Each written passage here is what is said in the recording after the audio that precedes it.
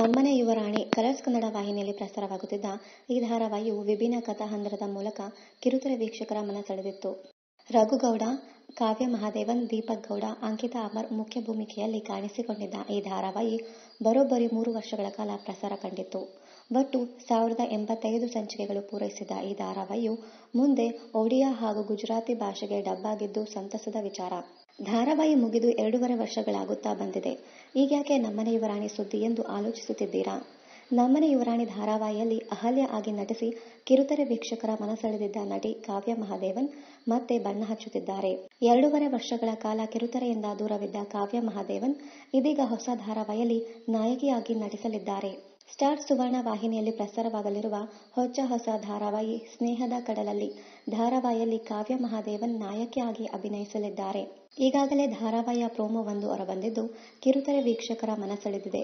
ನಮ್ಮನೆ ಯುವರಾಣಿ ಧಾರಾವಾಹಿಯ ನಂತರ ಕಿರುತೆರೆಯಿಂದ ದೂರವಿದ್ದ ಕಾವ್ಯ ಮಹಾದೇವನ್ ಅವರನ್ನ ಮತ್ತೆ ಹೊಸ ಧಾರಾವಾಹಿಯ ಮೂಲಕ ವೀಕ್ಷಕರು ನೋಡುತ್ತಿರುವುದು ವೀಕ್ಷಕರಿಗೂ ಖುಷಿ ತಂದಿದೆ.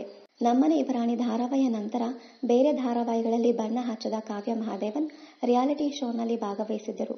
ಕಲರ್ಸ್ ಕನ್ನಡ ವಾಹಿನಿಯಲ್ಲಿ ಪ್ರಸಾರವಾಗುತ್ತಿದ್ದ ರಾಜಾರಾಣಿ ಸೀಸನ್ 2 ನಲ್ಲಿ ತಮ್ಮ ಪತಿಯ ಜೊತೆ ಸ್ಪರ್ಧಿಯಾಗಿ ಕಾಣಿಸಿಕೊಂಡಿದ್ದ ಕಾವ್ಯ ಆ ಸೀಸನ್ನ ವಿನ್ನರ್ ಪಟ್ಟವನ್ನ ಮುಡಿಗೇರಿಸಿಕೊಂಡಿದ್ದರು. ಬೆರಳೆಣಿಕೆಯಷ್ಟು ಧಾರಾವಾಹಿಗಳಷ್ಟೇ ಕಾವ್ಯ ಮಹಾದೇವನ್ ಅಭಿನಯಿಸಿದ್ದರೂ ಸಹಜ ನಟನೆಯ ಮೂಲಕ ಗುರುತಿಸಿಕೊಂಡಿರುವ ಬೆಡಗಿ. ರಂಗಭೂಮಿಯ ಮೂಲಕ ಬಣ್ಣದ ಜಗತ್ತಿನ ನಂಟು ಬೆಳೆಸಿಕೊಂಡಿದ್ದರು ಕಾವ್ಯ ಮಹಾದೇವನ್. ಕಾಲೇಜು ವಿದ್ಯಾರ್ಥಿನಿಯಾಗಿದ್ದಾಗಲೇ ಈಕೆ ನಾಟಕಗಳಲ್ಲಿ ನಟಿಸಿದ್ದರು. ಮುಂದೆ MS ಮೂರ್ತಿ ಅವರ ಅಭಿನಯ ತರಂಗ ಸೇರಿದ ಕಾವ್ಯ ಮಹಾದೇವನ್ ನಟನೆಯ ಆಗುಹೋಗುಗಳ ಬಗ್ಗೆ ತಿಳಿದುಕೊಂಡರು. ತರಬೇತಿ ಪಡೆದಿದ್ದೇ ತಡ. ಆಗ ನಡೆಯುತ್ತಿದ್ದ ಚರಣದಾಸಿ ಧಾರಾವಾಹಿಯ ಆಡಿಷನ್ಗೂ ಆಕೆ ಹೋದರು. ಮುಂದೆ ನಡೆದಿದ್ದೆಲ್ಲ ಆಶ್ಚರ್ಯಕರ ಸಂಗತಿ. ಆಡಿಷನ್ಗೆ ಹೋದ ಆಕೆ ಆಯ್ಕೆಯೂ ಆಗಿದ್ದರು.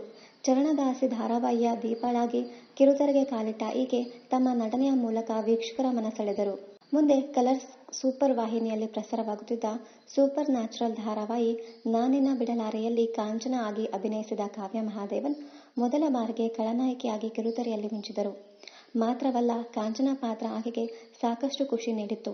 ಜೊತೆಗೆ ಆ ಧಾರಾವಾಹಿಯಲ್ಲಿ ಆಕೆ ದೆವ್ಯದ ಪಾತ್ರಕ್ಕೆ ಜೀವ ತುಂಬಿದ್ದರು. ನಂತರ ನಮ್ಮನೆ ಯುವರಾಣಿ ಧಾರಾವಾಹಿಯಲ್ಲಿ ಅಹಲ್ಯ ಆಗಿ ನಟಿಸಿದ ಈಕೆ ಪಾಸಿಟಿವ್ ಪಾತ್ರವಲ್ಲದೆ ನೆಗೆಟಿವ್ ಪಾತ್ರದ ಮೂಲಕ ವೀಕ್ಷಕರಿಗೆ ಮನರಂಜನೆ ರಸದೌತಣವನ್ನೇ ಉಣಬಡಿಸಿದರು. ಇದೀಗ ಸ್ನೇಹದ ಕಡಲಲ್ಲಿ ಧಾರಾವಾಹಿಯಲ್ಲಿ ಮೂಲಕ ಈಕೆ ಮತ್ತೆ ಕಿರುತೆರೆಗೆ ಮರಳಿದ್ದು ಯಾವ ರೀತಿ ಕಿರುತೆರೆಯಲ್ಲಿ ಮೂಡಿ ಮಾಡುತ್ತಾರೆ ಎಂದು ಕಾದು ನೋಡಬೇಕಿದೆ. ಇನ್ನಷ್ಟು ಕನ್ನಡ ಧಾರಾವಾಹಿ, ಸಿನಿಮಾ ಹಾಗೂ ಇನ್ನಿತರ ನ್ಯೂಸ್ ಅಪ್ಡೇಟ್ಸ್ಗಾಗಿ ಚಾನೆಲ್ ಅನ್ನ ಸಬ್ಸ್ಕ್ರೈಬ್ ಮಾಡಿ. Thank you.